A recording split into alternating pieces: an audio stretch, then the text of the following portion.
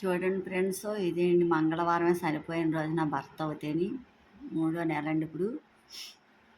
కొన్ని బంధాలు జీవితంలోకి ఎందుకు వస్తారో ఎందుకు వెళ్ళిపోతారో తెలియదండి. 20 సంవత్సరంలో తల్లిదండ్రుల దగ్గర ఉంటే 8 సంవత్సరాలు భర్త దగ్గర అని వస్తారు. ప్రతి ఆడపిల్ల ఎన్నో ఆశలు పెంచుకుని. అయితే నేను అమ్మా నాన్న దగ్గర పెరిగింది కూడా 13 సంవత్సరాలేండి. తర్వాత నా జీవితం అంతా ఈయనతోనేండి. ఇప్పుడు నూరేళ్ళు ఎవరో బతకట్లేదు కదండి, మధ్యలోనే కదా నడి వయసులోనే పోతున్నారు. అలాగే నన్ను విడిచిపెట్టి నా భర్త వెళ్ళిపోయాడండి. ఈ మంగళవారం వస్తే మాకు వండుకోవాలని కానీ, తినాలని కానీ, తాగాలని కానీ ఉండదండి. ఈయన గుర్తుతో ఈ జ్ఞాపకాలతోనే బతుకుతాం. ఈయనండి ఎంతో చేసి నా అన్న వాళ్ళకి, కాదన్న వాళ్ళకి, స్నేహితులకి ఎంతో చేశారండి ఈయన. ఆయనకంటూ ఏమీ నిలవేసుకోకుండా. అయితే ఎప్పుడు ఒకటి అనేవారండి, పిల్లలకి మనం పెట్టాలి కానీ పిల్లల మీద మనం ఆధారపడకూడదు అనేసి. ఎప్పుడు ఆయన పిల్లలది ఎప్పుడు కూడా తినలేదండి. ఎన్ని రోగాలు వచ్చినా, ఎన్ని బాధలు వచ్చినా, ఎన్ని శ్రమలు వచ్చినా.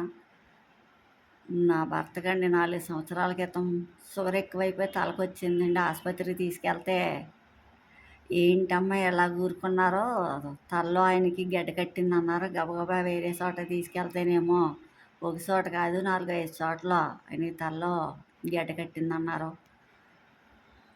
అలాగ చూపించాం, చేయించాం. దేవుడా నువ్వే దిక్కని మేము అడిగాం. దేవుడిని బతికించాడండి ఆయన అప్పట్లోని. ఇప్పుడు ఎందుకు ఎలా వదిలేసి తీసుకుపోయాడో మాకు అర్థం కాదు. 4 సంవత్సరాల క్రితం తలకొచ్చింది. సంవత్సరం అంతా బాధపడ్డారు. మళ్ళీ షుగర్ ఎక్కువైపోయి కాలికి చిన్న పుండి కింద వచ్చిందని, చిన్న సీమ్ పొక్కు కింద. ఆ పొక్కు 3 రోజులు 3 పొక్కుల కింద అయినాయి. ఏ సీమ్ పొక్కులే కాదు, ఇలా వస్తున్నాయి. ఎందుకు ఇలాంటిలో కాలంతా బాధ సలుపు వచ్చేసిదంటండి. మాకు చెప్పకుండా మాత్రం ఆసుపత్రికి వెళ్ళిపోయారు ఒకరోజు బాధ తట్టుకోలేక. మాకు ఎప్పుడూ చెప్పలేదు. ఆయనకి ఎంత కష్టం వచ్చినా ఆయన ఒకరే వెళ్ళిపోయేవారు. ఆసుపత్రికి కూడా మమ్మల్ని ఎవరు తీసుకెళ్ళేవారు కాదు, కంగారు పడిపోతున్నామని. కాలుకి వస్తే అన్నీ టెస్టులు చేయాలి, ఇంకేమన్నా సీరియస్ కాలు తీసేసి పరిస్థితికి వచ్చిందని అన్నారు డాక్టర్లు. అప్పుడు దేవుడు కాపాడాడండి మమ్మల్ని. అని టెస్టులు చేయించుకుని ఇప్పుడే వస్తాండి, ఎక్కడ ఉన్నారండి అని ఫోన్ చేస్తే ఆసుపత్రిలో ఉన్నానమ్మా అని చెప్పారు. ఇంకా రావట్లేదని కంగారు పడుతుంది. వాళ్ళు టెస్టులు చేసి అవి చేసి మీరు కూడా ఎవరినన్నా తీసుకురావద్దా, ఇంత సీరియస్ అయిపోయింది, మీ కాలు తీసి పరిస్థితికి వచ్చింది అన్నారంట. దీనికి ఏమి సొల్యూషన్ లేదా అని అడిగితే ఒక ఇంజెక్షన్ చేస్తాను నేను, 5,500 ఇన్ఫెక్షన్ అవ్వకుండానే తెల్లారకుండా ఆపరేషన్ చేయించుకోవాలన్నారండి. అప్పుడు మేము కింద అప్పటికే బుర్రతో బాధపడుతున్నాం కదండి, డబ్బు ఖర్చు పెట్టి. అలా కాలు కొత్తల్లోకి అలాగేండి. ఆయన డబ్బు ఏంటి ఒకసారి ఫోన్ చేస్తే ఇచ్చారు. అప్పుడు కింద మీద పడి ఆయనే బాగు చేయించుకున్నారు. ఆ కాలు కూడా సీరియస్ అయిందండి. 2 సంవత్సరాలు బాధపడ్డారు. అప్పుడు మనం చనిపోయే వరకు అయితే తగ్గలేదండి షుగర్ వల్ల. అలాగే మధ్యలో స్ట్రోక్ వచ్చినప్పుడు ఉందండి. నైట్ అర్ధరాత్రి కాడ ఒక వయసులో ఉన్న అబ్బాయి, 30 ఏళ్ళ అబ్బాయి ఒకటి, ఈయనకొకటి ఒకసారి వచ్చింది స్ట్రోకు. అబ్బాయి 10 లక్షలు ఖర్చు పెట్టినా బతకలేదు. ఈయనకి ఏమీ ఖర్చు పెట్టకుండా దేవుడా నువ్వే దిక్కు అన్నప్పుడు ఈయన బతికించాడండి దేవుడు. ఇంట్లో చనిపోతే ఓనర్స్ ఇల్లు ఖాళీ చేయించేస్తారేమో మమ్మల్ని అనేసండి. బయట అర్ధరాత్రి కాడ తమ్మాన జారబడి కూర్చున్నారండి. నేను ఈయన ఏంటి లేరని చూస్తే బయట కూర్చున్నారు. అదేంటి అలా కూర్చున్నారో అంటే, లేదమ్మా గుండెల్లో నొప్పి వచ్చేస్తుంది నాకు, ఏమన్నా అవుతే మిమ్మల్ని ఇప్పుడు ఓనర్ ఇల్లు ఖాళీ చేయించుతాడని అన్నారు. అప్పుడు దుఃఖం ఆగలేదు కదండి. అలాగే స్ట్రోక్ వచ్చినప్పుడు కూడా దేవుడు కాపాడాడు. ఒకసారి కాదండి 2 సార్లు వచ్చింది నా భర్తకి స్ట్రోకు. 2 సార్లు కాపాడాడు. మరి ఈసారి ఎందుకు చిన్న చూపు చూసాడో మాకు అయితే తెలియదండి. అలాగే అండి, కడుపులో నొప్పి వచ్చేస్తుందమ్మా, ఇక్కడ కిడ్నీ దగ్గర నొప్పి వచ్చేస్తుంది, ఎందుకు వచ్చేస్తుంది అనేసి అర్ధరాత్రి కాడ అన్నారు. 4వసారి ఎందుకు ఆసుపత్రికి వెళ్దాం అంటే, నువ్వు కంగారు పడకో తగ్గిపోద్ది, వాళ్ళని కూడా లెగ్గొట్టుకో. నైట్ టైంలోనే వచ్చిందండి ఇది కూడా. మా అబ్బాయిని లెగ్గొట్టేద్ది అన్నారు. అలాగే చేశాను. చలి జ్వరం వచ్చేసింది. అలాగా తగ్గింది. తెల్లారి ఆసుపత్రికి వెళ్దాం నడండి అంటే ఇప్పుడు వద్దన్నారు. ఆ సాయంత్రం చేసి 4 గంటల కాడకల్లా ఎక్కువైపోయిందండి. ఎక్కువైపోతే మళ్ళీ తీసుకెళ్తే మీరు ఎలాగ వదిలేశారో, ఆయన సీరియస్ అయ్యింది, షుగర్ అయ్యి ఎక్కువైపోయింది, బీపీ కూడా డౌన్ అయిపోతుంది బాగానే. మేము చెప్పలేము 24 గంటలు గడిస్తేనే కానీ అన్నారండి. డబ్బులు మాత్రం మంచినీళ్ళలాగే ఖర్చు పెట్టాం. అప్పుడు మాది కాదండి, అప్పుడు ఆయన పని చేస్తున్నారు. కాలుకు వచ్చినప్పుడు పని చేసి మమ్మల్ని పోషించారండి. తలకొచ్చినప్పుడు అయితే కొద్ది రోజులు వెళ్ళలేదు అంతే అండి. ఆ తలకొచ్చినప్పుడు కూడా పని వాళ్ళు పెట్టి చేయించుతానే ఉన్నారు. ఆయనకి ఎన్ని రోగాలు వచ్చినా ఎప్పుడు కూడా ఇంట్లో కూర్చోలేదండి. తలకొచ్చినప్పుడు మాత్రం నెలలు కూర్చున్నారు అంతే. కాలుకి వచ్చినప్పుడు నెలలండి. ఆ పుండేసుకునే తిరిగేస్తున్నారు, మమ్మల్ని పోషిస్తానే ఉన్నారు. భార్య బిడ్డలు మీరే నా లోకం, మీరే మా ప్రపంచం అని పోషిస్తూ ఉన్నారు. పిల్లలే తేవాలి, నేను తినాలి, నా భార్య కష్టపడాలి, నాకు ఎట్టాలని ఎప్పుడు అనుకోలేదండి. ముందు సంసారం, పిల్లలు, కుటుంబం అనే పాకులాడాడండి నా భర్త అవుతేని. లేనన్న వాళ్ళకి సాయం చేశారు, అయిన వాళ్ళకి సాయం చేశారు. ఇప్పుడు తిన్నా ఎవరో కూడా మమ్మల్ని ఆదరించడానికి అయ్యి ఎవరో రాలేదండి. ఆయనది తిని ఆయనది కూడా ఇప్పటికి ఇంకా అంటున్నారండి. అన్నవాడిని దేవుడు అన్నవాడు ఒకరు ఉన్నాడు కాదండి, ఏదో ఒక రోజు అందరి లెక్కలో సరిచేస్తాడు కాదండి. ఈ టైంలో మాకు పడి ఏడ్చినండి.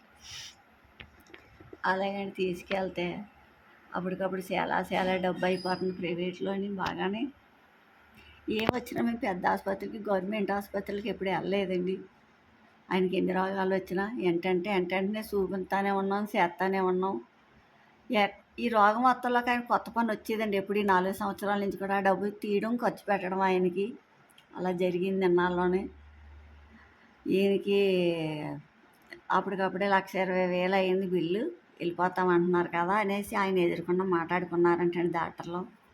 నా భార్య బిడ్డలు ఎక్కడ నలిగిపోతారని అనుకున్నారంటండి. సీరియస్ అన్నారు. కిడ్నీ డాక్టర్ వచ్చాడు, గుండె డాక్టర్ వచ్చాడు. గుండె ఉంటుంది, ఆవేశం ఎక్కువైపోతుంది. మీ అందరితో నేను పంచుకోవాలని నా బాధ మీతో పంచుకుంటున్నానండి. మాకంటే ఎవరో చెప్పుకోలేరు కదండి, అందుకని మీకు ఛానల్ ద్వారా తెలియబరుతున్నాను. మా సబ్స్క్రైబర్లందరికీ కూడా చెప్పుకుంటున్నాను నా బాధ. ఏదో మీకు చెప్పుదైనా నాకు కొంచెం దుఃఖం తగ్గిద్దని, ఓదారుతారని. కడుపులో బాధ అయినా, గుండెల్లో భారమైనా ఎవరితోన్నా పంచుకుంటేనే కదండి తగ్గిద్ది. అలాగే అండి, చూపించుంటే అండి ఇంకో డాక్టర్ వచ్చి చాలా సీరియస్గా ఉంది, 15-20 లక్షలు పట్టుకోవాలి, ఈయన పట్టుకోండి అని మాకు చెప్పారండి. నాకు, మా పాప, మా అల్లుడి గారు, మా అబ్బాయి వెళ్తాను. డాక్టర్లో ప్రతి డాక్టర్ వచ్చి చూడడం, వెళ్ళడం, సీరియస్ అని చెప్పడం, 24 గంటలు గడిస్తేనే కానీ చెప్పలేమనడం.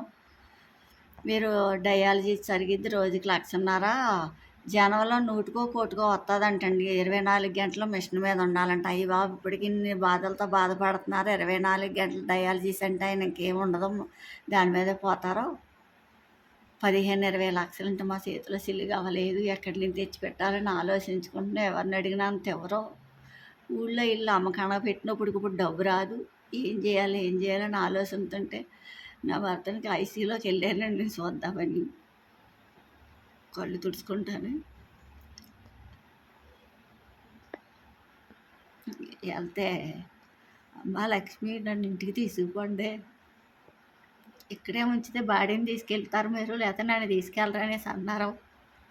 ఆయన 2 రోజులు ఉంచాము, 24 గంటలు అన్నారు కానీ బాగానే ఉన్నారు కదని తెగించి, ప్రాణాలు తెగించి తీసుకొచ్చేసాం. అయితే మా సంతకాలు ఎట్టించుకున్నారండి, ఎవరన్నా అయితే మాకు సంబంధం లేదని. అందరూ తీసుకెళ్ళొద్దు అన్న ప్రాణాలు తెగించి వెళ్ళిపోతాం, లేకపోతే బాడీనే తీసుకెళ్తారు నన్ను అన్నారని తీసుకొచ్చేసానండి ఇంటికి తెగించి. ఆ బుర్రప్పుడు అలాగే నన్ను ఇంటికి తీసుకుపోండి, బోల్ డబ్బు అయిపోద్ది, మీరు తేలేరని ఎవరు. కాలప్పుడు అలాగే ఆసుపత్రిలో ఉంచంటే అది తగ్గకముందే తీసుకొచ్చేసారండి. ఆయన ఎప్పుడైనా ఎక్కడ ఎక్కువ రోజులు ఉండరు ఆసుపత్రిలో. వారం 10 రోజుల కన్నా మీరు డబ్బు ఎక్కువైపోద్దమ్మా, డబ్బు ఎక్కువైపోద్ది అని ఎవరు ఎక్కడైనా కానీ. అలాగే తీసుకొచ్చేసాకండి. అలాగే బాగానే ఉన్నారు. మేము తీసుకొచ్చాం, మంగళవారం తీసుకొచ్చాం, బాగానే ఉన్నారు. తెల్లారి బాగానే ఉన్నారు. బుధవారం కూడా బాగానే ఉన్నారు. మళ్ళీ తేడా వచ్చింది. వారం రోజులు ఇంటికి వచ్చాక కూడా బాగానే ఉన్నారు. మళ్ళీ అమ్మలెక్కలు చూడడానికి వస్తుంటారు కదండి, ఇరుగు పొరుగు అన్న వాళ్ళు. వాళ్ళ సాయం వెళ్ళకపోయినా ఉచిత సలహాలు ఇస్తుంటారు కదా మనకి. వచ్చి ఏంటోదినా అని ఇలా వదిలేసావు, అన్నని గాలిలో దీపం పెట్టి తగ్గిద్దా అంటే, నేను అయితే దేవుడికి అప్పచెప్తే నిజంగా వదిలేసానండి. అలాగే ఎన్నోసార్లు ఆయన స్ట్రోక్ వచ్చినప్పుడు దేవుడికి ఇచ్చిపెట్టాం, కాలుకి వచ్చినప్పుడు దేవుడికి ఇడిచిపెట్టాం, బుర్రకు వచ్చినప్పుడు కాలుకి ఇడిచిపెట్టాం. ఆయన దగ్గర డబ్బు ఉన్నని చెప్పి ఖర్చు పెట్టాకనే ఇప్పుడు నేను దేవుడే ఉన్నాడు బాగు చేస్తాడు ఆయనే అని ఆ భరోసాతో తీసుకొస్తే గాలిలో దీపం పెట్టి దేవుడా అంటే వచ్చి బాగు చేయించేస్తాడా? అలా కాదు ఇలా కాదని మళ్ళీ మంగళవారం వచ్చిందని తిరిగి వస్తే తీసుకెళ్ళాం. వేరే మేము మంచి ఆసుపత్రికి తీసుకెళ్ళాలంటున్నాం, ఇక్కడ డబ్బు ఎక్కువైపోతుంది కదా, చూసి వెళ్దాం అనేసరికి ఈయన ఏమన్నారంటే ఇక్కడ గాంధీలో బాగానే చూస్తున్నారు చేస్తున్నారంటే మేము దండాలు పెట్టామని. మేము అలాంటి చోట్ల తీసుకెళ్ళాం, మంచి చోట తీసుకెళ్తాం, మంచి ఆసుపత్రి చూసంటే అలా కాదు ఇలా కాదు ఇప్పుడు బాగానే చూస్తున్నారు గాంధీ తీసుకెళ్ళాలి. గాంధీ ఏమాత్రం ఇష్టం లేదండి, ఇంట్లో ఉన్న నా భర్త బతికినేమోండి వాళ్ళ మాటలు వీళ్ళ మాటలు విని గాంధీకి అయితే తీసుకెళ్ళాం. మంగళవారం తీసుకెళ్తే అప్పుడు ఆ డాక్టర్ గారు చూసి ఏమన్నారంటే అండి, ఏమీ లేదమ్మా ఆయనకి కిడ్నీ ఇన్ఫెక్షన్ అవ్వింది, 2 రోజులు ఇక్కడ ఉంచితే తగ్గిపోద్దా అనేసి అన్నారు. అయితే గోల కింద సౌండ్ల కింద అయ్యి ఉంది కదా అని పర్వాలేదు ఇంట్లో ఉన్న బాగోవుద్ది మెడిసిన్ వాడితే అన్నారని నేను మంగళవారం పొద్దున్న తీసుకెళ్ళి సాయంత్రం మళ్ళీ తీసుకొచ్చేసాం. అదే రోజు మా వెంకటేష్ భార్యకి కూడా డెలివరీ అయ్యింది. ఈయన వేరే ఆసుపత్రికి తీసుకెళ్ళాం, ఇక్కడ ఈడు ఒక్కడ అయిపోతున్నాడో నలిగిపోతాడో చూడ్డానికి అయ్యి ఉండరు కదా, మేము వెళ్ళిపోతామండి అక్కడ ఆడు అక్కడే ఉంటాడు అన్నట్టుగా డాక్టర్ గారు చెప్పి వచ్చేసారు. మంగళవారం నైట్ వచ్చేసాం ఆసుపత్రి నుంచి. బుధవారం బాగానే ఉన్నాం, లక్షవారం మళ్ళీ తేడాగా ఉంది కానీ మళ్ళీ తీసుకెళ్ళామండి. కిడ్నీ డాక్టర్ అప్పుడే వెళ్ళిపోయిందండి, రేపు రండి అన్నారు. పోనీ ఉండిపోతామండి ఉండమంటే అంటే అలా లేదు, మీరు వెళ్ళిపోయి రేపు పొద్దున్న వచ్చంటే శుక్రవారం పొద్దున్నే లేచిపోయి మా వారు లక్ష్మి ఆసుపత్రికి వెళ్ళిపోదామమ్మ మనం, ఇప్పుడు ఆసుపత్రి అంటే రానన్నవారు ఆ రోజు శుక్రవారం ఆసుపత్రికి వెళ్ళిపోదామంటే అండి అన్నీ తెలుసుకుని వెళ్ళిపోయాం. శుక్రవారం బాగున్నారు, శనివారం బాగున్నారు, ఆదివారం బాగున్నారు. సోమవారం నైట్ నుంచి బాగా ఆవేశం ఎక్కువైపోయిందండి. ఆ డాక్టర్లకి ఎంత పిలిచినా 1 గంటకు వచ్చి చూసారండి, ఒక ఇంజక్షన్ ఇచ్చారు. మంగళవారం పొద్దున్న ఆవేశం కొంచెంసేపు నిద్రపోయారు, 2 గంటకి ఇంజక్షన్ ఇచ్చాక మళ్ళీ మంగళవారం పొద్దున్న ఆవేశం ఎక్కువైపోయింది, చాలా బాధపడ్డారు. టీ తాగుతారంటే బురుగు పెరుకుంత అంతా ఇలా కొంచెం చుక్క పెట్టాను, ఇడ్లీ చిన్న ముక్కండి తిన్నారంతే.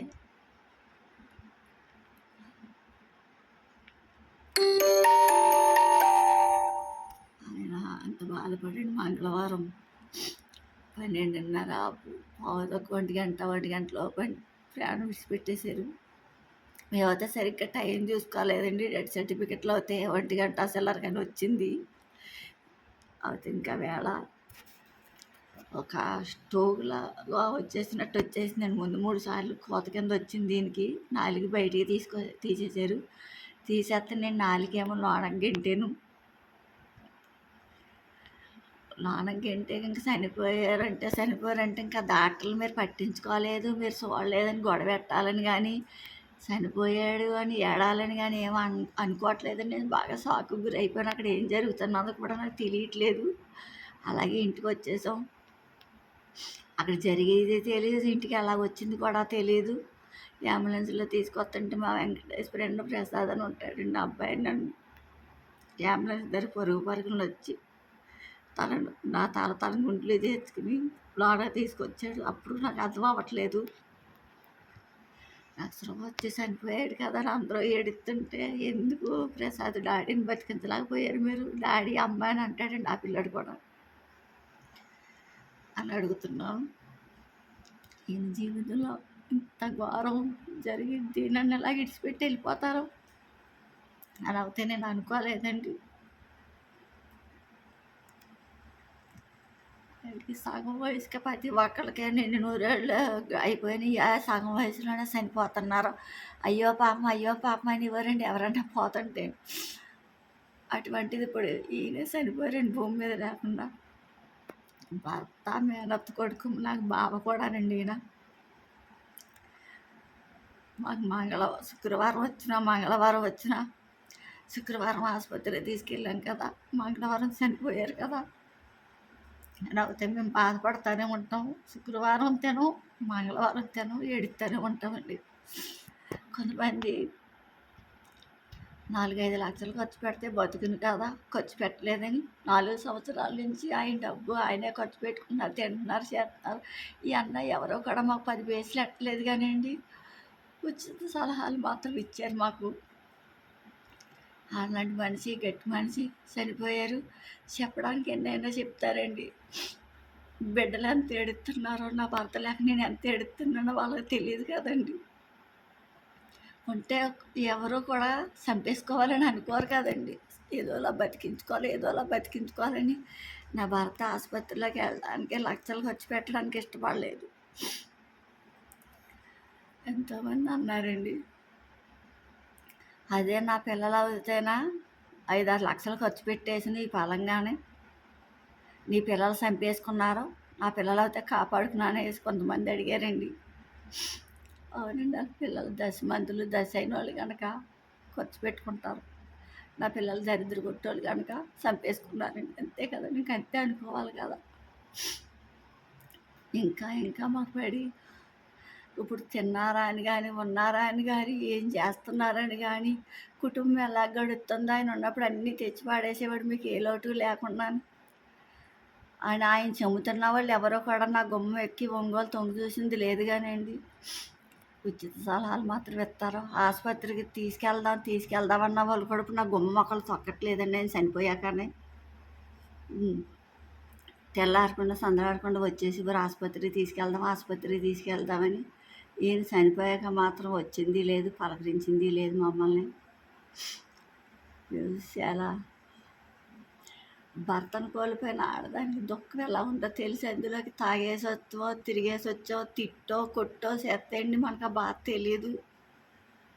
అయితే నా భర్త నన్ను అయితే ఎప్పుడూ బాధ పెట్టలేదని, కొట్టింది లేదు, తిట్టింది లేదు, చేసింది లేదు. నువ్వు బాగోవాలి, నువ్వు తినాలి, నువ్వు ఉండాలమ్మా అనేవారు. ఎంతసేపు అమ్మ అనే పిలిచేవారండి. ఇప్పుడు లక్ష్మణ్ కూడా పిలిచేవారు కాదు. ఆయన లోటు బాగా తెలుస్తుంది అవుతాని. బిడ్డలను కూడా అలాగే చూసుకున్నారు. అదేంటి వాళ్ళు తినాలి, మీరు తప్పే ఉంది, కష్టపడి పెట్టాలంటే నా కొడుకు జాబ్ లేకపోయినా చేస్తాడులేవే, టైం వస్తాయి, అన్నీ వస్తాయి, ఎక్కువ ఇబ్బంది పెట్టకూడదు అనేవాడు. ఆడు అలాగే మొండిగా పెరిగాడు. ఇప్పుడు కష్టం ఏంటన్నది అడిగి తెలుస్తుంది. అప్పులు చేసాడు పోయాడు అని కొంతమంది అన్నారండి. అప్పులు చేసి పోయిన దానికి మేము అప్పు చేసింది రూపాయి ఆసుపత్రి ఖర్చు పరంగా అయితే మేము పెట్టలేదు. కుటుంబ పరంగా సమస్యలు వచ్చి 4 సంవత్సరాల నుంచి దెబ్బ మీద దెబ్బ వస్తుంటే కోలుకోలేం కదండి. దానివల్ల మేము అప్పులు చేసాం. ఆ అప్పులు తీర్చుకోవడానికి ఇప్పుడు ఎలా తీరుతామంటే ఆయన ఉండగా మేము ఏమీ పెట్టలేదు, ఆయన రుణం ఎలాగన్నా తీర్చుకుంటాం అన్నారండి. అదే నా భర్త ఇప్పుడు బతుకుంటే ఈ 5-6 లక్షల అప్పు మాకు పెద్ద లెక్కే కాదండి, ఆయనే తీసుకున్నాం. ఎంతోమంది వస్తున్నారు, నోటికి వచ్చినట్టు మాట్లాడుతున్నారు, చేస్తున్నారు. అదే ఆయన ఉంటే మమ్మల్ని ఇంతలా ఇంతలా నిలబెట్టరు కదండి. ఆయన లేకే కదండి ఇవన్నీ బాధలు అయిన పాటలు పడుతున్నాం. ఎంతగానో ప్రేమగా చూసుకున్నారండి నన్ను, నా బిడ్డల్ని. ఆయన పోవడంతోనే మేము ఒంటరోళ్ళం అయిపోయామండి. చాలా కొద్ది కాలం అదే బిడ్డల తండ్రి అన్నదే ఉండాలండి. ఆ లోటు ఎవరూ తీర్చలేరు. ఆ కుటుంబం ఎంత దుఃఖంలో ఉంటుందో, కుటుంబంలో ఎంత బాధల్లో ఉంటుందో, నోటికి ఎంత వస్తే అంత మాట్లాడుతున్నారు. మాట్లాడిన వాళ్ళు అయితే మనం ఏమీ చేయలేం కదండి.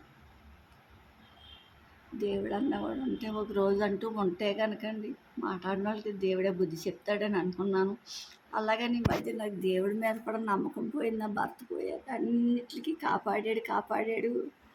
చివరిలో బాగుపడుతున్నాడు. బాగున్నారో తిరుగుతున్నారనే టయానికి అమ్మయ్య పర్వాలేదు, ఇన్ఫెక్షన్ అన్నారు కదా, తగ్గింది, కానీ చేపుంటే ఆపరేషన్ థియేటర్లో తీసుకెళ్తారో తింటారు, అంతే కదా, తగ్గిపోయింది. 4 రోజులుండి ఆసుపత్రి నుంచి ఇంటికి వెళ్ళిపోతాం కదా అనుకున్న టైంలో అండి ప్రాణం పోయింది. ఆయన ఇలాగ అయిపోతారని కానీ, ఇలాగ మమ్మల్ని ఒంటరోళ్ళు చేసి వెళ్ళిపోతారని కానీ ఎప్పుడు అనుకోలేదు. ఇదే బతుకు, ఇదే జీవితం, ఇదే లైఫ్ అని బతికేవాడిని. బయట ప్రపంచుకునికి తెలియదమ్మా, అనేవారు. ఏది కావాలన్నా ఆయనే కొని తెచ్చివ్వరు. నాకు నేను ఎప్పుడు ఇది కావాలని కొనుక్కున్నది లేదు, చేసింది లేదు. ఎప్పుడు కూడా పిల్లలు నేను తిన్నాం, ఎవరిదో రూపాయి తిన్నా, నేను ఒకరికి ఎడితేనే నాకు సంతోషం, ఎవరికన్నా నా చేతితో వండి పెడితేనే సంతోషం అనేవారు. ఆయన ఎంతోమంది పెట్టారండి. ఈవేళ మేము ఎంతో నిలవలో ఉండాలండి. నా భర్త అలా పెట్టి పెట్టి ఆపదన్నవాడిని ఆదుకుని, లేదన్నవాడిని ఆదరించి ఆయన రక్త సంబంధికుడు కూడా కాలు ఆపరేషన్ అయినప్పుడండి, ఇలా నా బావ ఒకసారి రమ్మని కోరంతే అండి. అతనికి ఎంతో చేశారు, ఎంతో చూశారు. తోబుట్టిలాగా ఉన్నాడని తెలిసి కూడా అండి, అతను దేవుడిని నమ్ముకున్నాడు. వెంకటేశు నాన్న కలవరెళ్తున్నారు, ఒకసారి రండి అంటే రేపు వస్తానని చెప్పాడు. అతను రానేలేదు. ఇవాళ భూమి మీద వెళ్ళాడండి నా భర్త. అతను వచ్చి చూసినాను కూడా. హైదరాబాద్ అంటే ఏంటో తెలియనివాడికి ఆయన ఎంతో చేశారు. దిక్కవేరు మనం చూసింది, చేసింది, పెట్టింది అయితే మనం ఏమని అనకూడదండి. ఇంత హెల్ప్ చేసిన ప్రతి ఒక్కళ్ళు కూడా మాకు అన్యాయం వేసేసాడు. రేపు వస్తాను ఎంత లేదని చెప్పు కూడా రాలేకపోయాడు. ఇప్పుడు ఆయన వచ్చినా మా ఇంట్లో నా భర్త లేనే లేడండి. వేళ కూడా సావుకి రమ్మని చెప్పి కూడా ఎందరో బతిమాలు తీసుకొచ్చారంట. అసలు వచ్చాడు, దూరంగా ఉండి వెళ్ళిపోయాడండి. ఇవన్నీ కొన్ని తీరం లోట్లే కదండి. నా భర్తకి మనుషులంటే ప్రేమ, ఆప్యాయత. కొట్టుకుంటేవారండి ప్రాణం మనుషులంటేని. ఎవరినైనా కానీ ఆయన చూశారు కానీ చూడలేదని అన్నానికి మాత్రం ఎవడో సరిపోడండి. అందరినీ చూసి చూసి చూసి పిల్లలకి ఏమి మిగలసరా ఇలా చేస్తున్నారో, పిల్లలకి నేను ఉన్నాం కదా, మీకు చూస్తే బీపీ షుగర్లు ఉన్నాయి, మనం ఆసుపత్రికి వచ్చి బోల్డ్ ఉంటాయంటే, లక్ష్మి నలుగురికి ఎడటని మూలానే మన పిల్లలు దేవుడు కాపాడతాడమ్మా, అలాగని అనకూడదు అనివాడు నా భర్త. అలాగే అండి, ఆయన 9 సంవత్సరాల వయసప్పటి నుంచి కష్టజీవి అని అంటాడు నా భర్త అవుతేని. తల్లిదండ్రులు పోషించడం, అన్న వదిలి పోషించడం, కుటుంబాన్ని పోషించడం, అలాగా ఆయన లైఫ్ అంతా మమ్మల్ని నన్ను చేసుకున్నాక మా కుటుంబం 10 మంది కుర్రాళ్ళు ఎప్పుడు అవుతాయి ఆయన వెనకాల ఉంటానే ఉండేవారండి. పనులు అలాగే ఉండి ఆయన పుట్టి పెరిగాక ఒకరోజు రెస్ట్ తీసుకోవడం కానీ, పని ఉందంటే తెల్లారుజామునే లేచిపోయేవారండి. ఎంత ఒంట్లో బాగోలేదన్నా అలాగే పని కూడా చేసుకునేవారు. తెల్లారుజామున లేచి టీ పెట్టేసుకునేవారు. మా పిల్లలు చిన్నప్పుడు అయితే ముగ్గురికి పాలు కాసి ఇచ్చేసేవారు. ఇప్పుడంటే టీ తాగుతున్నాం కానీ టీ ఆయనకి అంత బాగోపని ఏ రోజున తెల్లారుజామున లెగాలి పెట్టాలని నేను పెట్టించేవారికి ఉండాలని అనుకునేవారు కాదండి. ఆయన టీ ఎట్టుకుని మా పాలు కాసి ఇచ్చేసేవారు పిల్లలు చిన్నప్పుడు. ఇప్పుడు మా పాలొద్దు అంటే పిల్లలతో ఒక ఇంటికి ఇచ్చేసాం కదండి, ఆడికి నాకు టీ ఇచ్చేవారు. ఏ రోజు మేము అవుతాయని పెట్టింది లేదు. నేను అవుతే 6 గంటలు లేచి పెట్టేదాన్ని, ఆయన అవుతే ఈలోపు తాగేసేవారు. 6 గంటలు మళ్ళీ రెండోసారి తాగేవారు. మమ్మల్ని అయితే ఏనాడు నా భర్త అయితే కష్టపడలేదండి. ఆయన అన్ని పుణ్యాలు చేసి వెళ్ళాడు. ఈవేడు భూమి మీద ఉండి పాపాత్మల కింద మిగిలిపోయాం. నా భర్త లేదు తీర్చలేదు. ఆయన తెలుసుకొని క్షణం లేదండి ఇప్పుడు వరకు మాకు అవుతుంది. నా బాధ మీతో పంచుకోవాలని అయితే పంచుకుంటున్నానండి. 9 సంవత్సరాల వయసప్పటి నుంచి కష్టజీవేనంటండి. ఏనాడు నన్ను సుఖపడలేదమ్మా. ఒకరోజు రెస్ట్ తీసుకున్నదే లేదు. అన్ని రోగాలు వచ్చినప్పుడు కూడా ఆ పని చేయండి, ఈ పని చేయండి, సైట్లో ఏం జరుగుతుందని టెన్షన్తోనే ఉండేవారు ఆయన. చచ్చిపోయే వరకు కూడా పని చేసుకున్నారండి ఆయన. ప్రతిమాడిని తీసుకెళ్ళాక 24 గంటల్లో చెప్తే గడిస్తేనే కానీ తెలియదు అన్నప్పుడు కూడా మేము తీసుకొచ్చేసాం. పెనాలా తెగించి తెల్లారి హార్డ్వేర్ షాప్కి వెళ్ళి 1,50,000 సామానం కొన్నారండి ఆయన. పాస్ బ్యాగ్ అవి కూడా వేసుకుని అలాగే వెళ్ళిపోయారు ఆటో కట్టించుకుని. ఆయన ఆసుపత్రి నుంచి వచ్చాక కూడా అంత సీరియస్గా కూడా వెళ్ళి హార్డ్వేర్ షాప్కి వెళ్ళి మాల్ అయిపోన్నారండి. మీరు చెప్తే నమ్ముతారని నమ్మరు కదా. ఆయన అంత మంచి వ్యక్తి అండి. దేవుడు అని కూడా అనొచ్చండి. ఆయన భర్తే నాకు దేవుడు అనుకుంటున్నాను. ఎందుకంటే ఎన్నో మొక్కులు మొక్కాను. ఆయన కుటుంబానికే తక్కువ చేయలేదు, దేవుడికి తక్కువ చేయలేదు, పిల్లలకి తక్కువ చేయలేదండి. ఆయన బతుకున్నప్పుడు కుటుంబం, దేవుడు, పిల్లలు, భార్యనే బతికారండి. మాకు ఏ లోటు లేకుండానే పెంచుకుంటూ వచ్చారు. చనిపోయే వరకు కూడా పని చేసుకుని ఆయన కష్టాజీతమే తిన్నారండి. పిల్లల మీద ఆధారపడలేదు. ఆడపిల్లది మనం తినకూడదమ్మా, మనం తినకూడదు. ఆడపిల్ల తింటే మనకు మంచిది కాదు. పిల్లకే మనం 10 రూపాయలు పెట్టాలి కానీ ఆడపిల్లది మనం తినకూడదని ఎవరు బతుకుందని చెప్పింది. ఇప్పుడు వాళ్ళు ఆడేసి చనిపోయాక ఇప్పుడు ఆడపిల్ల ఏంటి, కాయగూరలు బుక్ చేయనా అమ్మ, సరుకులు బుక్ చేయనా, ఏం బుక్ చేయను అని అడుగుతుంది. ఇప్పుడు ఇంకా అన్నయ్య ఇంకా సెట్ అవ్వలేదు కదమ్మా, ఆయన ఉన్నప్పుడు ఎలాగ తినలేదు చేయలేదు అని అదే బుక్ చేస్తుంది ఇప్పుడు అన్నీ చూస్తున్నాను. బాబు కూడా ఏమీ తెలియదు కదండి, వాళ్ళ డాడీ ఒప్పుకున్న పనులే ఉన్నాయి కదండి, వాళ్ళ మనుషులు పెట్టి చేయించాలని ఉంది. ఆడికి పాపం ఏమీ తెలియదండి, ఆడికి కూడా సతమతం అయిపోతున్నాడు ఆయన పోయాకనే. ఎందుకంటే ఈనాడు కూడా నువ్వు పని చేయనో జాబ్ చేయనో ఏదనో ఇదనో ఎప్పుడు వాడిని కూడా కష్టపెట్టలేదండి ఆయన. 6 అన్నదమ్ములకి ఒక గాను ఒక కొడుకని ప్రేమగా పెంచారు. ఆడు అందుకే మొండిగా తయారయ్యాడండి. ఒక గాను ఒక వారసుడు కాదా అని నెత్తి మీద ఎట్టుకుని పెంచారండి. అని కష్టం తెలియకుండా పెంచారు. పొద్దున పనికి వెళ్తే సాయంత్రం వచ్చేటప్పుడు ఏం తేనమ్మా, ఏం తింటారమ్మా ఫోన్ చేసి మరీ అడిగేవారండి. అంత పిచ్చిగా ప్రేమించి మమ్మల్ని, పిల్లల్ని, కుటుంబాన్ని ఆడి దేవుడికి సేవకులు వస్తున్నారంటే మనం దేవుడు ప్రతి చోట ఉండడని ఒకే సేవకుడిని ఏర్పాటు చేసాడు లక్ష్మి. దేవుడితో సమానం సేవకుడు అంటేనే అనేవారు. ఆ దేవుడే నాకు తీరని అన్యాయం చేసాడండి. ఇప్పుడు ఈ ఆడపిల్ల కూడా భర్తను పోగొట్టుకోవాలని ఎప్పుడైనా అనుకోదండి.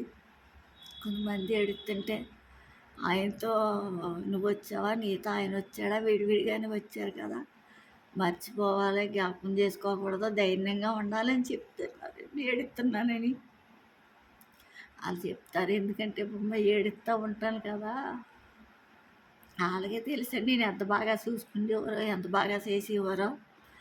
అయితే ప్రతి మనిషి ఒంటరిగానే వస్తాం, ఒంటరిగానే పోతామమ్మా, నువ్వు ఎక్కువ అదే బెంగగా ఉండకో, నీకు మంగళవారం వస్తుంటే చాలు ఏడుస్తానే కూర్చుంటాం, తినవో తాగవా అని చెప్తున్నారు.